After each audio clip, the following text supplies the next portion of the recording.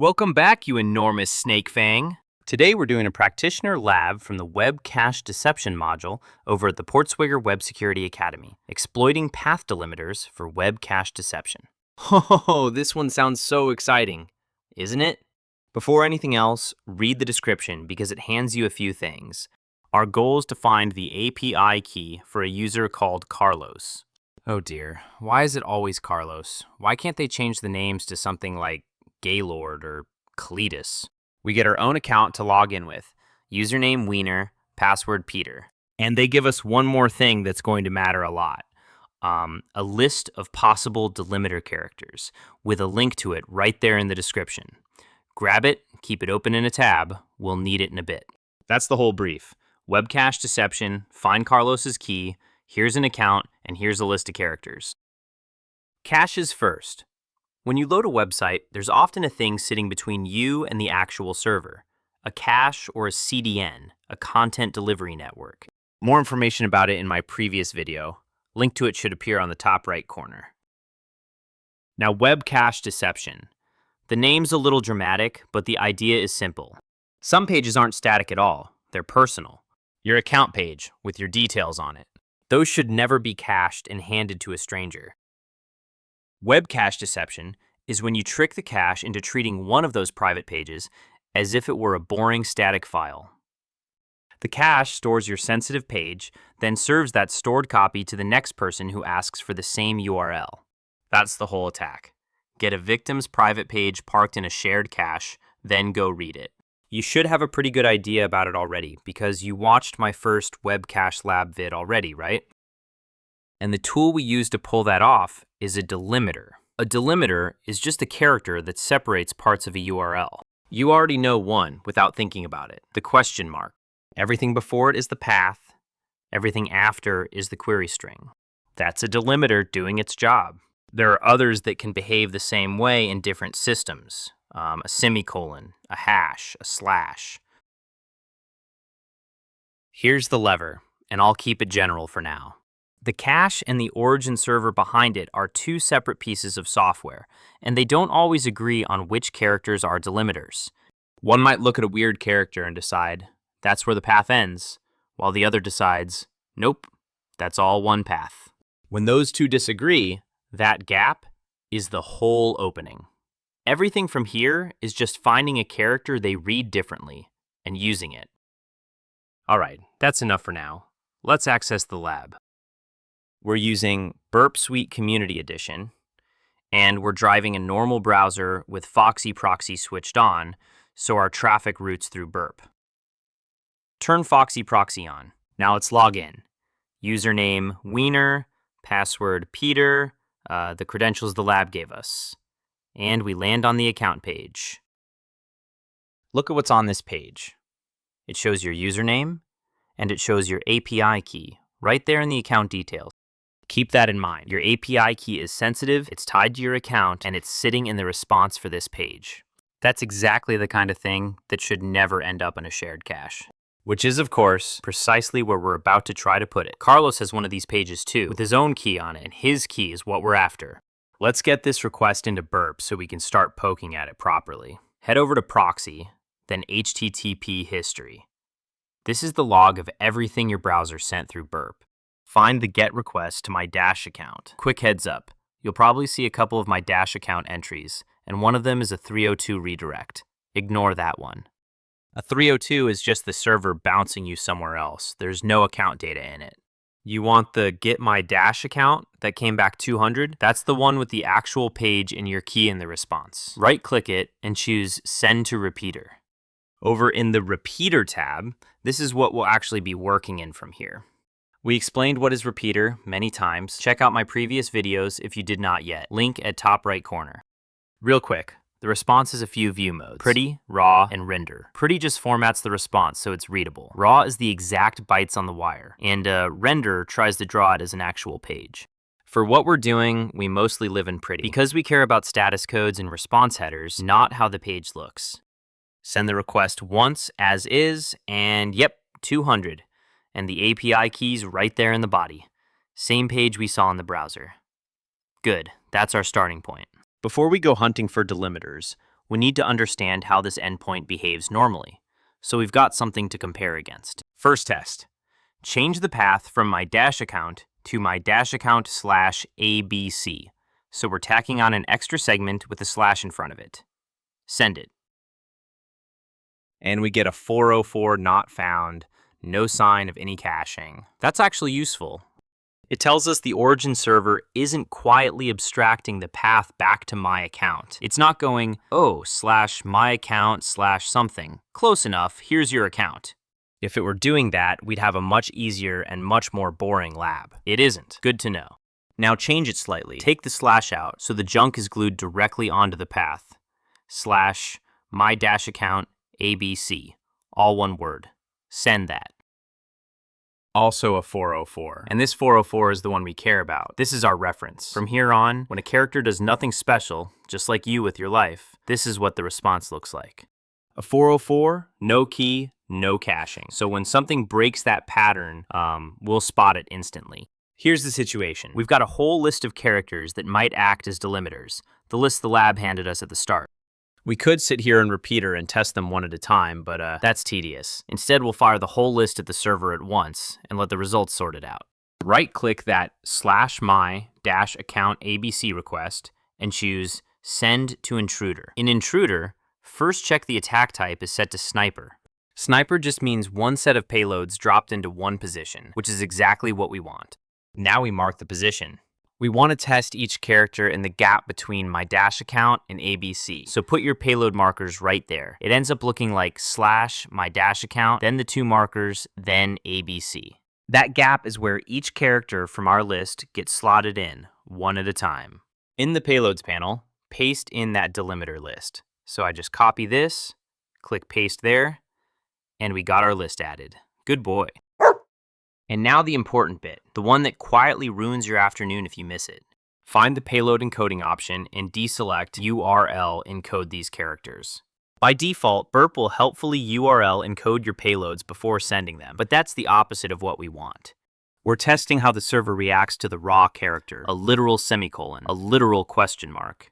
If Burp encodes them first, we're testing the encoded version instead, and the results tell us nothing. So, encoding off. Hit Start Attack. It opens in a new window and works through the list. While Intruder is running, let me remind Your Excellency to subscribe, like, comment, and autoplay every single one of my videos so I can become famous. Thanks. Back to the lab. When it's done, click the status code column to sort. And the results basically point at the answer for us. Almost everything came back 404, our reference, the nothing happened response. But two characters stand out with the 200, huh? And when you open those responses, the API key is right there in them. Those two are the semicolon and the question mark. Everything else is a wall of 404s, and these two are just sitting there holding the account page. The server's kind of telling on itself here. Out of that entire list, these are the two it reads as the path ends now. So here's a first rough model of what the server's doing. And I'm guessing at the internals, but it lines up. When it sees my Dash account semicolon ABC, it treats that semicolon as a delimiter. It reads the path as just /my Dash account. Stops there, serves your account page. Same with the question mark. That's why we get a 200 and the key. As far as the server is concerned, we asked for my Dash account, and the junk after the delimiter got ignored. Now, the server treating a character as a delimiter is only half of what we need. Remember, the whole attack rides on a disagreement between the server and the cache. So knowing the server reads semicolon and question mark as delimiters is nice, but the question now is what the cache thinks.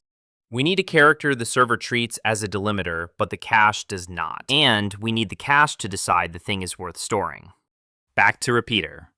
Let's test the question mark first. Change the path to /my-account abc.js.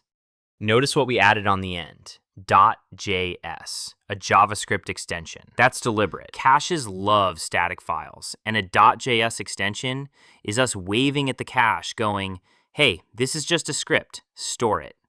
Send it. And the response shows no caching, no cache headers worth anything.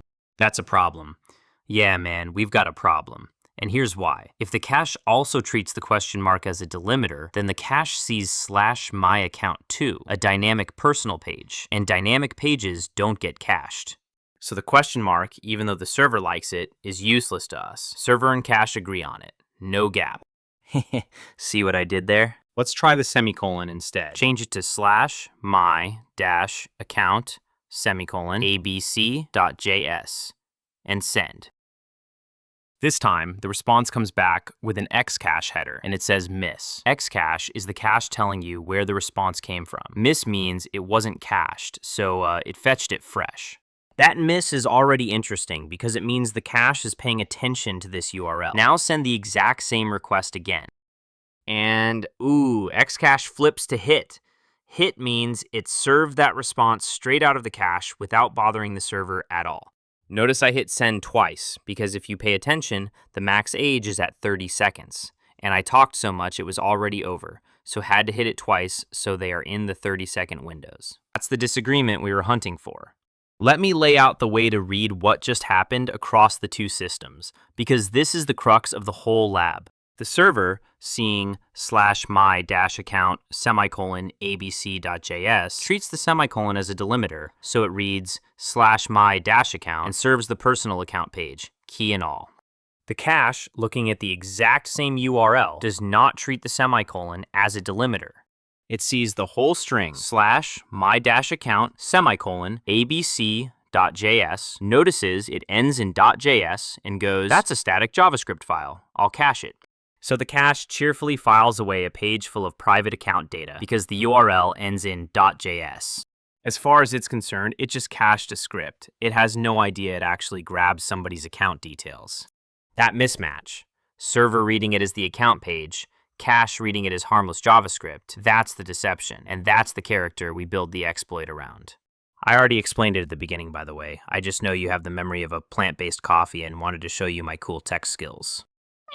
One quick note, because you might try this and get burned, the extension has to be one the cache is actually configured to store. .js works here. Not every static-looking extension will necessarily get cached, so if one doesn't behave, that's usually why. For this lab, .js is our winner. All right, we've got a working payload, /my-account, something.js, and we know the cache will store whatever comes back. Now we point it at Carlos. But before we point it at Carlos, let me play a 10 seconds ad break for you.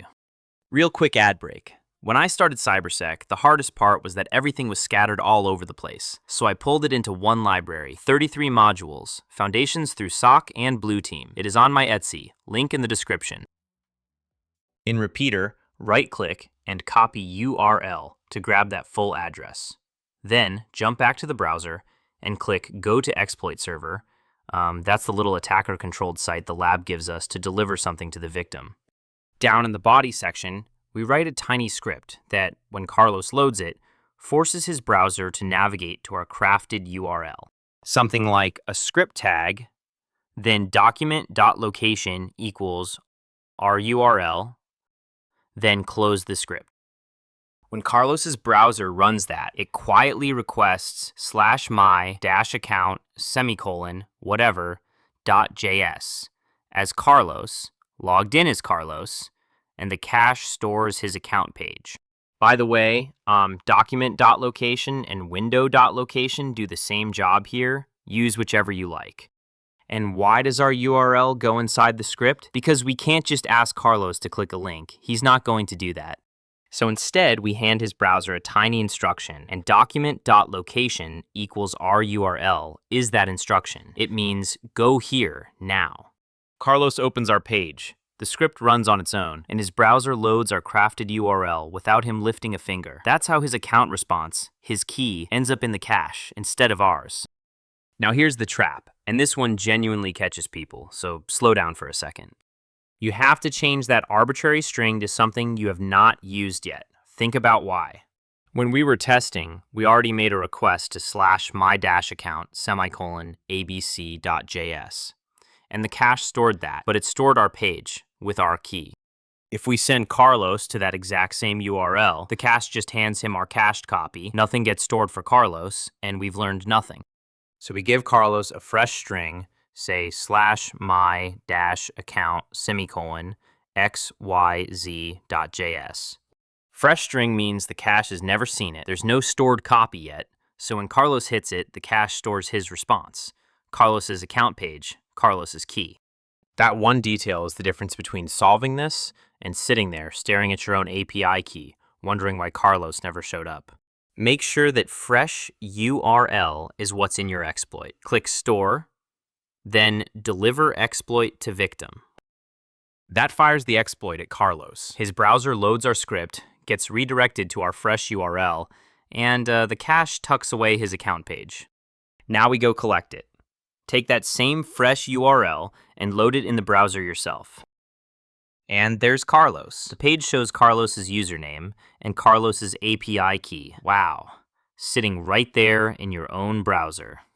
Take a second on why that works, because it's the payoff for everything we set up. When Carlos loaded our exploit, his account page got stored in the cache under that URL. Now you request the same URL, and the cache doesn't know or care that you're not Carlos. It just sees a URL it has a stored copy for, and it serves you Carlos's page. The cache is doing exactly its job. Its job just happens to be handing you someone else's private data. Copy Carlos's API key from the page. Then click Submit Solution, paste the key in, and submit. Oh, and there's the banner. Congratulations, you solved the lab.